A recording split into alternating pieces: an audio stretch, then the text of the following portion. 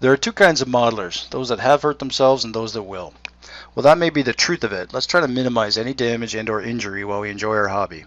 Feel free to share this video unedited, anywhere, anytime, to anyone with no limitation.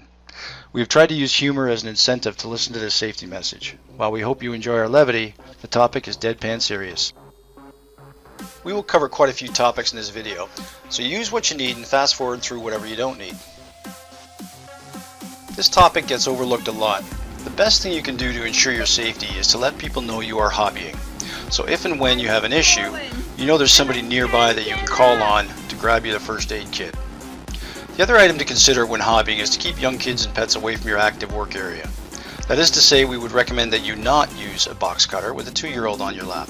While this may be self-evident, we're stating the obvious, so it is indeed obvious. Safety equipment. In a perfect world, we would all have these items close at hand. Few of us can afford to purchase everything we need. Focus on the purpose of the item rather than the items themselves. Other than while you are painting, wear safety glasses at all times. Many of our gang wear prescription glasses of some sort. These are fine for day-to-day protection while performing general modeling duties. Got super glue fingers? Who amongst us has not had them? Tight-fitting polyethylene gloves will prevent this. This is another item that might be obvious, but we state it so it is indeed obvious. You need to see what you're doing. We use adjustable LED light stands that have 2 lights, and we can move them into whichever position we need. If you do not have a first aid kit in your home, you gotta get one. There's no way to avoid this wee cost. Even a small box of bandages will contribute to your safety. Sadly, this one can be expensive. You can get an apartment-style ABC extinguisher for about $50 Canadian on Amazon. Infrared thermometers are useful primarily for electrical or chemical work. These environments can generate rapid amounts of heat that you need to be aware of. Many of the supplies we use are toxic when inhaled. These include spray paints, glues, etc. The best defense is a good mask or respirator. Mechanical hazards typically exhibit themselves when we apply a force to something. Invariably, this demonstrates Newton's third law. Often said and often ignored. Never cut towards yourself. This is the most endured injury of all the hobby risks we face. Plastic rulers should only be used for measuring. Using them to guide your hobby knife will end in ruining your ruler. Do not tempt fate. You will only create a hazard. Side cutters are great. Be warned, however, that they can create shrapnel if you are not careful when snipping. Cover the V side of your cutters with your hand or a guard to prevent shrapnel casualties. Glasses, glasses, and more glasses. Power tools can be dangerous. Wear your safety glasses whenever you are using them. Even orcs wear them. Neodymium magnets are these mini miracles that have helped out many a hobbyer secure really fiddly things together while allowing us to swap out ordnance loads on our models. They can break and shatter, creating shrapnel, and if your fingers are in the way, it's gonna hurt. While not the stuff that will qualify as xenomorph blood, we do need to be aware of safety around chemicals. Cyanoacrylate adhesive, superglue, is a staple of our hobby. You need to know that it can chemically react with a variety of the items we build with. This creates noxious fumes and possibly a fire hazard, as the reactions are often exothermic. Frequently we use low viscosity paint or glues. That is to say, they are really runny.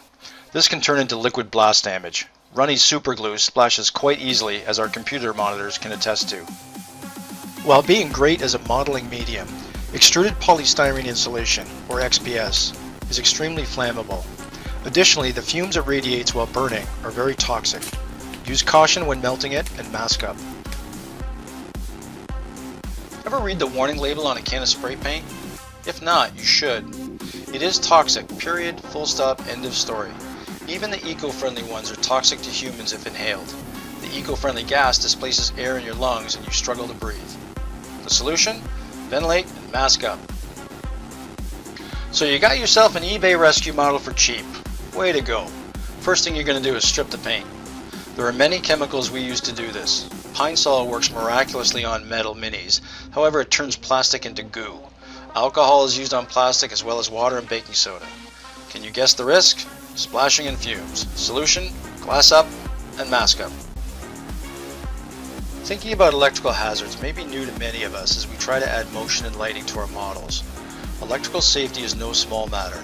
Even a wee battery can be used to start a fire. As with most hazards, education trumps ignorance and greatly improves safety. When creating wire assemblies, get in the habit of offsetting your positive and negative leads. This ensures the two wires will not touch if they dangle freely prior to installation. This then prevents possible short circuits, in addition to avoiding a fire hazard. Many electrical functions dissipate excess energy through heat. This includes resistors, capacitors, and many others. Before permanently installing any circuit, run it for at least 30 minutes straight and check the heat. Any electrical veteran will tell you that soldering fumes stink.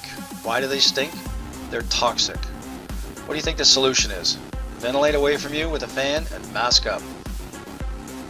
Oh my God, you are not perfect and you have put together a circuit that has a short somewhere. Most short circuits present themselves as the thing just does not work. That's best case. That way you know you have a problem. Compare your circuit to the design and ensure it is built correctly. Never permanently install a circuit that displays an unusual behavior.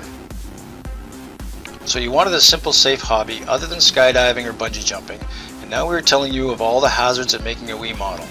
As with most things, 90% of the actions in our hobby are quite innocuous. It is the last 10% we need to be aware of. Now we know. And knowing is half the battle. Please do not take these warnings as any sort of challenge to prove us wrong. This is not a Tide Pod challenge. They are merely learnings from our experience and are being shared to help foster a safe hobby. Our final comment is that we are not trained electricians nor chemists. We are expert Googlers at best. By all means, apply your own judgment, double check our information, and keep yourself safe. Happy modeling, folks. The Emperor wishes you a lovely day.